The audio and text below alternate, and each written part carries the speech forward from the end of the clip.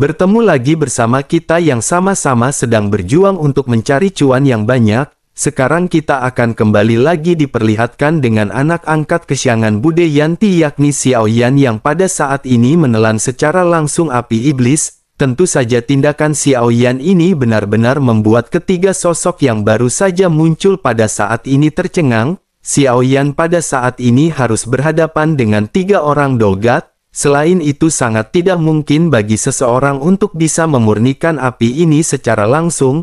Bahkan Jie Yi juga merasa gugup menatap ke arah Xiao Yan yang baru saja menelan api iblis. Tanpa sadar Jie Yi pada saat ini benar-benar mengkhawatirkan keselamatan dari Xiao Yan, karena jika Xiao Yan benar-benar berakhir dengan serangan balik dari api iblis maka darah esensi jiwa dari Jie Yi juga akan terancam. Sementara itu pada saat ini ketiga sosok yang baru saja muncul tidak banyak berbicara dan hanya bisa terdiam. Mereka tampak sedang menunggu Xiao Yan dan berharap Xiao Yan akan menerima serangan dari api iblis. Namun apa yang mereka harapkan ini benar-benar tidak muncul karena Xiao Yan tampak normal. Sementara itu Xiao Yan pada saat ini tersenyum ketika mulai berbicara kepada semua orang. Xiao Yan berkata bahwa situasinya pada saat ini sudah berbeda. Dalam hal ini jika mereka menginginkan api ini maka mereka harus menghabisi Xiao Yan. Namun tentu saja itu semua masih tergantung pada apakah mereka berani atau tidak.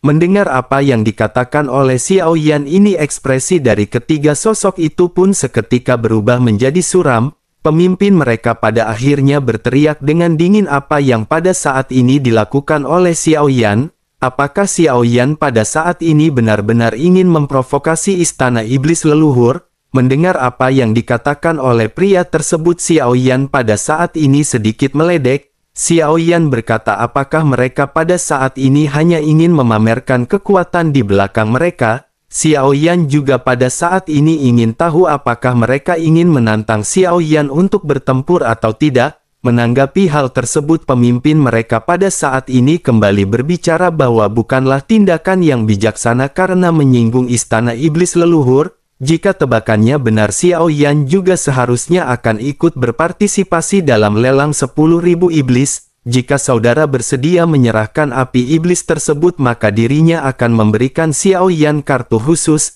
Dengan begitu maka Xiao Yan akan memiliki cukup hak istimewa di dalam pelelangan dan akan dapat dengan mudah untuk mendapatkan sesuatu yang Xiao Yan sukai di dalam pelelangan. Mendengar hal tersebut pada saat ini sebuah token hitam segera muncul di lengan Xiao Yan. Xiao Yan pun segera bertanya apakah kartu khusus itu adalah yang seperti ini. Mata ketiga sosok itu pun seketika menyipit melihat kartu khusus yang berada di tangan Xiao Yan. Mereka benar-benar tidak menyangka bahwa Xiao Yan sudah memiliki kartu khusus tersebut. Pemimpin mereka pada akhirnya bertanya bahwa dirinya ingin tahu dari manakah dunia saudara berasal. Menanggapi hal tersebut Xiao Yan pada saat ini benar-benar malas menghadapi mereka. Xiao Yan pada akhirnya berkata mengapa mereka harus mengucapkan latar belakang mereka di dalam pertempuran. Jika mereka memang ingin bertarung maka Xiao Yan akan melayani mereka. Tetapi jika mereka tidak ingin bertarung maka Xiao Yan pada saat ini akan pergi. Setelah mengucapkan hal tersebut Xiao Yan pun pada saat ini sedikit bergerak maju. Melihat pergerakan Xiao Yan ini dua sosok yang berada di samping pemimpin pada saat ini mengarahkan pandangan mereka ke arah sang pemimpin. Tentu saja pada saat ini pemimpinlah yang memiliki keputusan terakhir apakah mereka akan bertempur atau tidak. Setelah beberapa saat terdiam pada akhirnya pemimpin itu pun memancarkan sedikit senyuman. Tentu saja mereka tidak mungkin tidak tertarik terhadap api iblis yang pada saat ini didapatkan oleh Xiao Yan. Pada akhirnya pemimpin dari kelompok ini pun segera membuat keputusan, namun meskipun begitu sosoknya menyadari bahwa karakter Xiao Yan ini tidaklah biasa, oleh karena itu dirinya harus berhati-hati dan pada saat ini sosoknya mulai berbicara dengan suara yang dalam. Sosoknya berkata jika begitu permasalahannya izinkan dirinya pada saat ini mengutarakan yang sebenarnya. Sesungguhnya tidak mungkin bagi Xiao Yan untuk bisa membawa pergi api iblis ini dari hadapan mereka. Mereka tidak takut kepada Xiao Yan oleh karena itu mereka akan bertempur. Setelah mengucapkan hal tersebut aura dari pemimpin ini pun seketika terpancar. Xiao Yan pada saat ini bisa melihat bahwa kekuatan dari si pria berada di puncak Dogat Bintang 2, lautan bintang yang terpancar juga kurang dari 30.000 bintang dan seharusnya itu adalah lautan bintang tingkat Xuan. Xiao Yan pun tersenyum meledek ketika memandang ke arah ketiga sosok yang pada saat ini bersiap. Sementara itu Jie Yi pada saat ini melangkah mundur menyadari pertempuran di antara kedua belah pihak akan segera pecah. Jie Yi pada saat ini teringat metode Xiao Yan sebelumnya ketika menangani para monster. Hati Jie Yi bergidik ketika melihat serangan yang bahkan Xiao Yan sendiri tidak bergerak. Tanpa Xiao Yan bergerak saja sosok-sosok sebelumnya benar-benar telah menjadi dua dan pemandangan itu benar-benar mengerikan. Jie Yi pun memandang ke arah Xiao Yan yang pada saat ini masih belum mengambil inisiatif untuk bertindak. Sementara itu sang pemimpin pada saat ini berteriak tajam dan memimpin bergerak ke arah Xiao Yan untuk menyerang. Kekuatan dari puncak Dogat Bintang 2 dengan semua lautan bintangnya pada saat ini seketika diledakkan. 30.000 bintang pada saat ini benar-benar membuat wajah si pria penuh percaya diri. Tombak hitam bersisik juga pada saat ini segera muncul di tangannya dan sosoknya segera melesatkan tombak tersebut ke arah Xiao Yan. Ujung tombak yang tajam merobek udara dan menusuk dengan keras ke arah Xiao Yan. Sementara itu Xiao Yan pada saat ini masih berdiri diam dan Xiao Yan hanya mengulurkan telapak tangannya. Xiao Yan pun segera meraih ujung tombak pria tersebut dan pada saat ini benturan terjadi.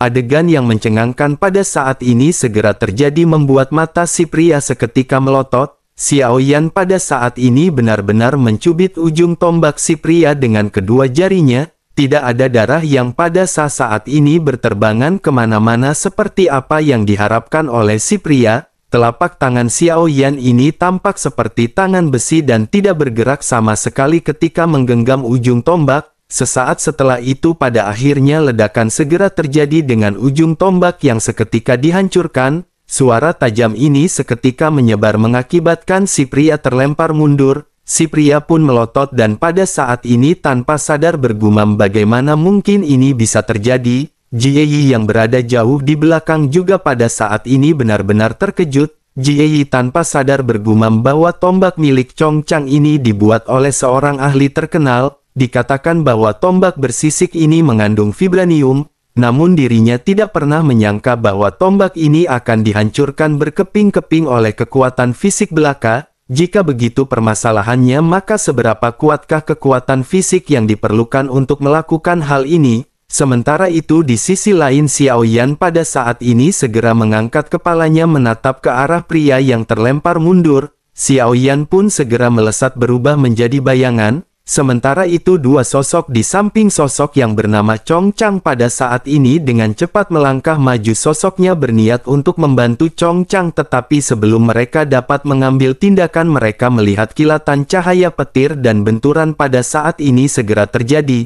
Tiga suara teredam pada saat ini terdengar dengan bayangan yang pada saat ini seketika berhenti.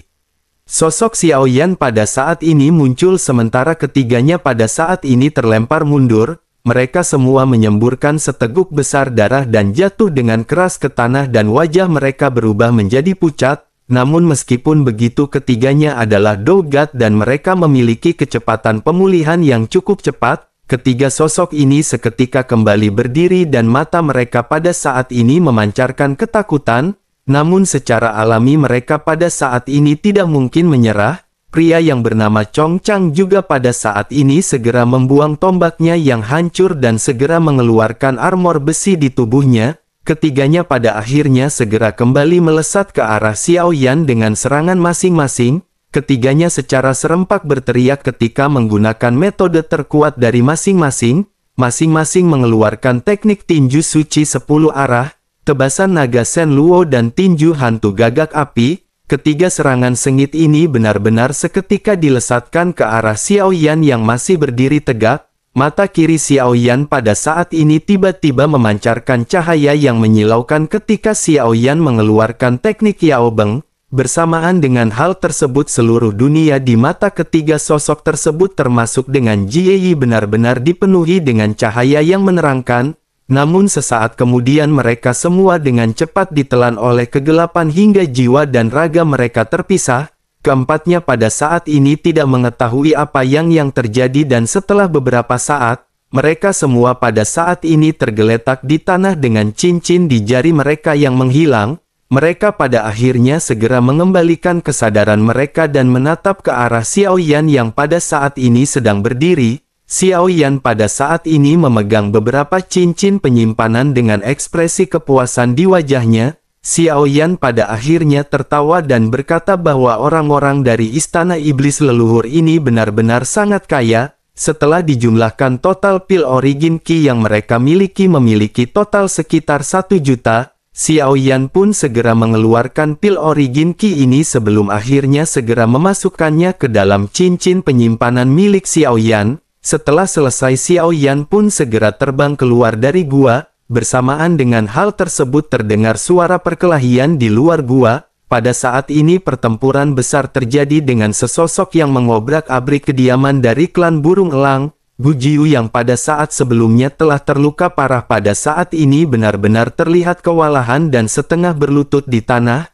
Ada noda darah di wajahnya dan sepertinya luka yang dirinya alami pada saat ini menjadi semakin parah. Semua anggota dari klan burung elang di belakangnya juga pada saat ini benar-benar terlihat kewalahan. Gu Jiu pada akhirnya terbatuk 2 kali dan pada saat ini berteriak dengan suara yang dalam. Sosoknya berkata agar orang dari dunia luar jangan berpuas diri. Jika dirinya menjadi liar di tempat ini maka cepat atau lambat seseorang akan mengadilinya. Menanggapi hal tersebut pada saat ini sesosok pria terlihat melayang di udara. Sosoknya mengangkat tangannya dan cahaya dingin menyala di tangannya. Sosoknya lanjut berkata bahwa apa yang dikatakan oleh pria ini benar-benar sangat omong kosong.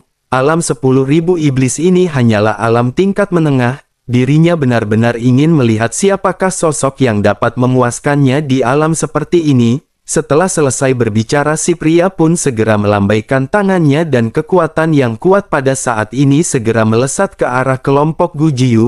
Gu Jiu pun dengan paksa memblokir kekuatan tersebut bersamaan dengan para prajurit di belakangnya. Namun tidak peduli seberapa kuat mereka mencoba pada akhirnya mereka semua benar-benar dihancurkan. Pohon besar yang menjadi rumah mereka yang dititipkan oleh leluhur juga pada saat ini benar-benar dihancurkan.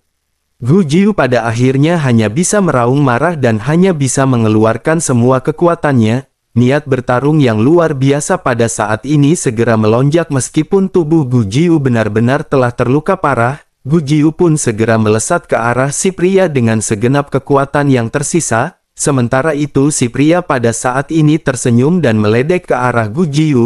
Si pria berkata pantas saja mereka tidak bisa melangkah menuju ke alam yang lebih tinggi. Mereka benar-benar dipenuhi dengan kebodohan dan si pria akan mengakhiri penderitaan mereka. Setelah selesai berbicara pada akhirnya si pria pun segera mengeluarkan pedang panjang miliknya dan segera dilesatkan ke arah Gu Jiu. Pedang panjang ini dilesatkan ke arah kepala Gu Jiu. Namun begitu serangan tersebut berjarak beberapa meter dari kepala Gu Jiu, sinar api pada saat ini meraung ke arah serangan dan serangan tersebut berhasil diblokir. Pria yang baru saja melesatkan pedang juga benar-benar terkejut dan pada saat ini menyipitkan matanya sebelum akhirnya memutuskan untuk melangkah mundur. Bersamaan dengan hal tersebut pada saat ini sesosok juga seketika muncul di hadapan Gu Jiu.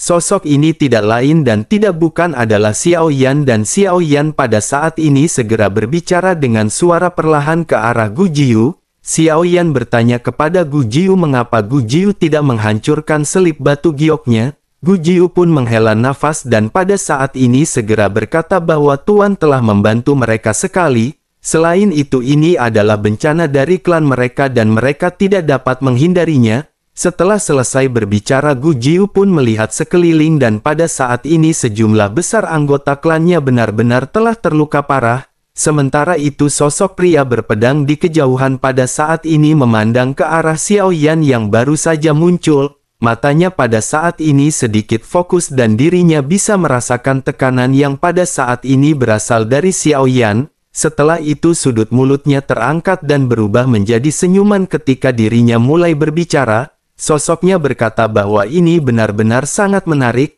sebenarnya sosok yang baru saja muncul ini adalah seorang Dogat Bintang 4. Selain itu sepertinya tujuan dari Dogat Bintang 4 ini datang ke sini bukanlah pohon ini. Dirinya juga sepertinya telah mendapatkan harta lainnya dan dirinya sangat tertarik dengan harta yang didapatkan oleh Xiao Yan. Mendengar apa yang dikatakan oleh si pria, Xiao Yan pada saat ini sedikit menoleh dan menatap ke arah pria dengan tatapan dingin. Xiao Yan pada akhirnya lanjut berkata bahwa si pria benar-benar melakukan tindak yang sangat memalukan. Dirinya bahkan menghabisi mereka semua hanya untuk mendapatkan harta karun yang mungkin tidak berguna bagi si pria. Menanggapi apa yang dikatakan oleh Xiao Yan, si pria pun segera berkata bahwa dirinya akan membunuh kapanpun dirinya mau. Membunuh mereka semua adalah keinginannya dan jangan berpikir hanya karena dirinya Dogat Bintang 4, dirinya pada saat ini bisa melarangnya apalagi membentaknya. Selain itu bukanlah hak dari Xiao Yan untuk menilai apa yang bisa dirinya lakukan atau tidak di tempat ini. Mendengar apa yang dikatakan oleh si pria, mata Xiao Yan pun pada saat ini berangsur-angsur berubah menjadi suram. Setelah itu Xiao Yan pada saat ini sedikit bergumam dan bersamaan dengan hal tersebut pria yang memegang pedang tiba-tiba mendesis kesakitan di punggung tangan sebelah kirinya. Rasa perih melanda punggung tangan sebelah kirinya dan dirinya segera melihat seekor lebah beracun tergeletak di atasnya. Sesaat kemudian lebah itu pun melesat dan berhenti sebelum akhirnya menghilang di belakang punggung Xiao Yan. Si pria pun seketika mengerutkan kening dan bersamaan dengan hal tersebut punggung tangan si pria pada saat ini segera berubah menjadi berwarna keunguan. Racun yang kuat pada saat ini buat si pria merasa takut dan si pria tanpa ragu langsung mengangkat tangannya dan memotong tangan kirinya dengan pedang. Dirinya segera mengeluarkan origin abadi untuk segera menekan racun yang masih terus menjalar di lengannya. Setelah beberapa saat pada akhirnya lengan dari si pria kembali terbentuk dan si pria menghela nafas lega. Meskipun kerusakan ini tidak besar tetapi si pria pada saat ini merasakan penghinaan yang kuat dari Xiao Yan. Pria yang memegang pedang itu pun segera berteriak dengan marah ke arah Xiao Yan ketika berkata bahwa dirinya benar-benar mencari kematian. Setelah selesai berbicara jari kakinya pada saat ini segera menyentuh udara dan sosoknya melesat ke arah Xiao Yan. Pedang panjang di tangannya pada saat ini segera dilesatkan dan pada saat yang bersamaan Xiao Yan juga segera melesat membuat gerakan memotong di udara. Ledakan sonik pada saat ini segera terjadi begitu pedang berat misterius Xiao Yan dilesatkan. Dalam sekejap mata pada saat ini lautan guntur seluas 2000 meter juga dituangkan ke dalam lengan Xiao Yan. Xiao Yan pada saat ini memanfaatkan lengan penghancur dewa di dalam serangannya untuk berhadapan dengan si pria. Xiao Yan pada saat ini tidak lagi merasakan beban berat dari pedang berat misterius. Dengan kekuatan fisik Xiao Yan dan lengan penghancur dewa warisan dari Yang Mulia, pedang berat ini benar-benar cocok dengan Xiao Yan. Pada akhirnya benturan segera terjadi dengan kedua belah pihak yang pada saat ini saling terjalin. Dampak energi yang kuat menyebar seketika dan bersamaan dengan hal tersebut, lautan bintang yang kuat segera muncul di belakang pria berpedang. Sosoknya pada saat ini mengerahkan kemampuannya sementara Xiao Yan pada saat ini masih belum menggunakan origin Qi sama sekali. Namun di tengah-tengah benturan ini pada akhirnya sosok pria tersebut pun bergetar. Kulit pria itu pun menjadi pucat ketika sosoknya pada saat ini terguncang mundur. Si pria pun melotot dengan mata yang hampir keluar ketika bergumam bahwa ini adalah kekuatan fisik yang kuat. Setelah satu kali benturan ini arogansi di wajah si pria pada akhirnya seketika menghilang. Secara alami dirinya bisa mendeteksi bahwa Xiao Yan pada saat sebelumnya masih belum menggunakan origin Qi. Kekuatan yang ditampilkan oleh Xiao Yan ini seketika membuat pria itu pun sedikit ragu, namun pada saat ini tidak ada jalan untuk mundur baginya dan dirinya benar-benar harus bertempur. Si pria pada akhirnya sedikit tersenyum sebelum akhirnya segera memperkenalkan diri bahwa dirinya bernama Jiang Taiyi berasal dari Istana Bintang. Apa yang diucapkan oleh si pria merupakan tanda hormat sebelum mereka memulai sebuah pertempuran. Sementara itu Xiao Yan juga pada saat ini menghargai si pria dan Xiao Yan segera memperkenalkan diri bahwa dirinya bernama Xiao Yan. Namun Xiao Yan pada saat ini tidak ingin mengungkapkan dari manakah kekuatan Xiao Yan berasal. Xiao Yan bisa saja mengatakan bahwa Xiao Yan berasal dari kuil kuno, tetapi Xiao Yan sungguh sangat malas. Terlebih lagi Xiao Yan juga tidak suka bahwa kekuatan yang berada di belakangnya benar-benar menjadi pendukung sebuah pertempuran. Sementara itu di sisi lain Jiang Tai pada akhirnya bergumam di dalam hatinya, bagaimana mungkin seorang kultivator sekuat ini merupakan kultivator biasa. Sosoknya menyadari bahwa orang sekuat Xiao Yan tidak mungkin merupakan kultivator biasa tanpa ada pendukung di baliknya. Dirinya segera menyadari mungkin Xiao Yan ini hanya tidak ingin mengungkapkan identitasnya di hadapan seseorang. Sementara itu di sisi lain Xiao Yan pada saat ini terlalu malas berbicara omong kosong. Xiao Yan segera berkata sebaiknya mereka pada saat ini segera bertempur. Setelah selesai berbicara pada akhirnya Xiao Yan seketika melesat menuju ke arah pria yang bernama Jiang Tai. Xiao Yan menyadari bahwa pria yang bernama Jiang Tai ini tidaklah lemah sama sekali. Xiao Yan juga mengingat bahwa Istana Bintang merupakan alam kelas atas. Xiao Yan juga pada saat ini tidak meremehkan keberadaan dari Jiang Tai dan Xiao Yan benar-benar harus segera menyelesaikan pertempuran ini. Pada akhirnya Xiao Yan pun mengangkat tangannya dan Xiao Yan segera mengeluarkan tombak guntur petir yang menderu pada saat ini segera diarahkan ke arah Jiang Tai dengan keras. Sementara itu wajah Jiang Tai juga pada saat ini berubah menjadi gelap, sosoknya berteriak perlahan ketika mengeluarkan teknik perisai tubuh Dewa Bintang. Lapisan cahaya seketika muncul di sekujur tubuhnya dan benturan pada akhirnya segera terjadi dengan tombak guntur Xiao Yan yang menghantam peris Jiang Tai. Percikan api seketika berterbangan ke segala arah dan kedua sosok pada saat ini sama-sama belum bergerak. Jiang Tai juga pada saat ini menggertakkan giginya dan membiarkan guntur yang dibawa oleh tombak guntur meraung di tubuhnya.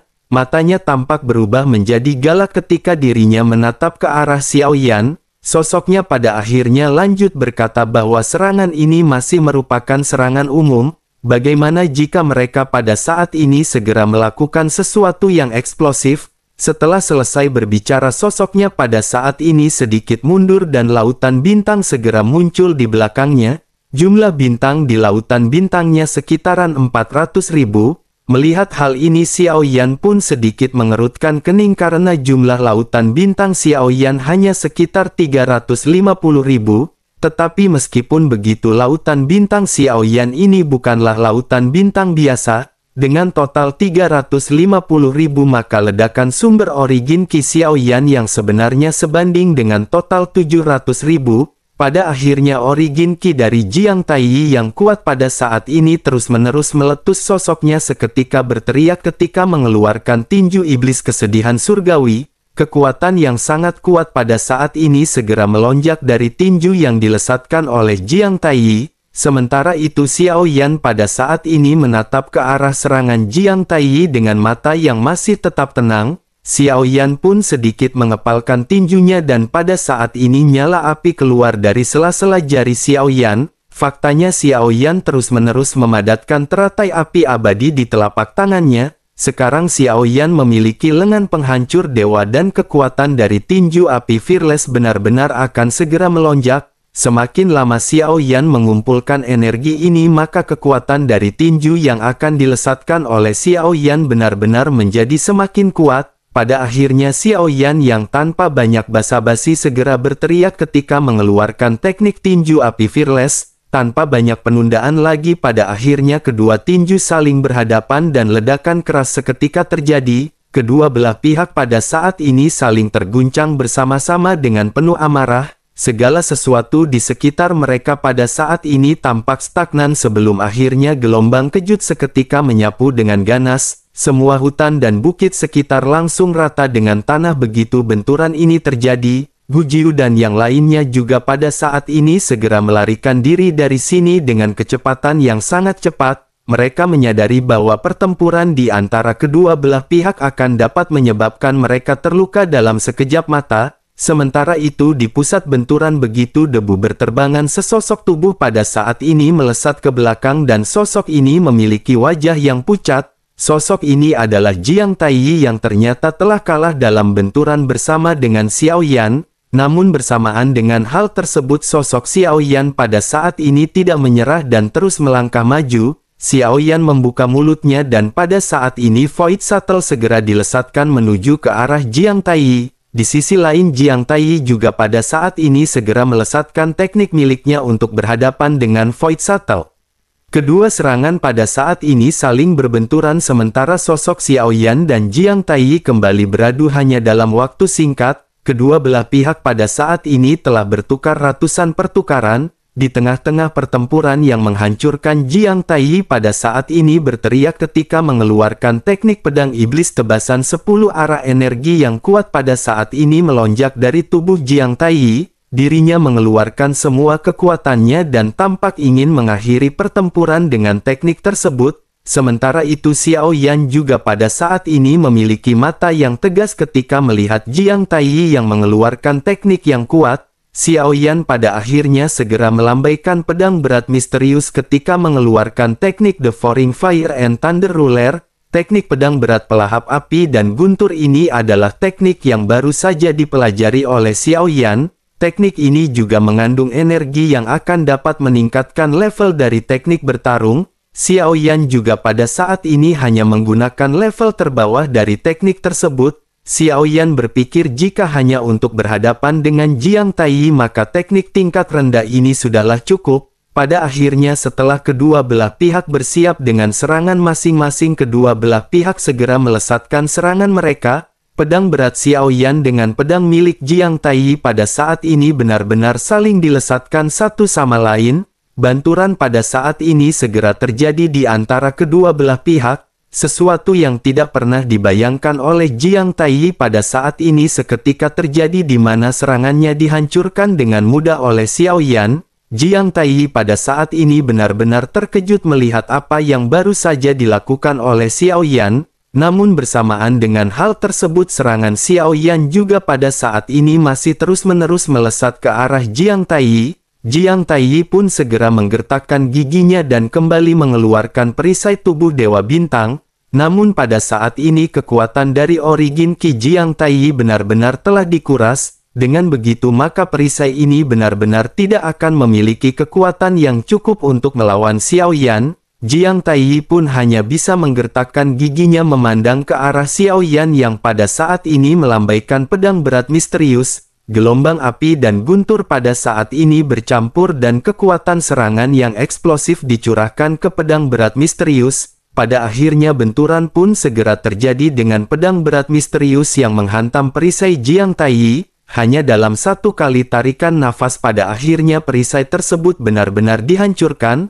Pedang berat Xiao Yan dengan kekuatan yang ganas seketika benar-benar menghantam tubuh Jiang Tai. Api dan guntur pada saat ini benar-benar menyelimuti tubuh Jiang Tai yang terlempar mundur. Sosoknya pada akhirnya segera menghantam tanah dan Jiang Tai benar-benar memuntahkan seteguk besar cairan merah. Jiang Tai pada saat ini menggertakkan giginya memandang ke arah Xiao Yan yang pada saat ini melayang di langit. Meskipun Jiang Tai pada saat ini bisa menyembuhkan tubuhnya dengan cepat tetapi tampaknya Xiao Yan akan dapat menghancurkan Jiang Tai kapan saja. Apa yang dipikirkan oleh Jiang Tai ini pada akhirnya benar-benar terjadi karena sosok Xiao Yan tiba-tiba sudah berada di hadapan Jiang Tai. Xiao Yan pada saat ini mengacungkan pedang berat miliknya ke arah Jiang Tai yang tidak bisa berkutik. Jiang Tai pada saat ini menyadari bahwa tampaknya kehidupannya benar-benar sudah berada di tangan Xiao Yan. Namun dirinya pada saat ini menghargai pertempuran sebelumnya dengan Xiao Yan. Dirinya segera berkata kepada Xiao Yan bahwa sebelum dirinya mati bisakah Xiao Yan memberitahunya untuk terakhir kalinya dari alam manakah dirinya berasal karena dirinya tidak ingin menjadi arwah yang gentayangan di warung Budayanti karena meninggal dengan cara penasaran.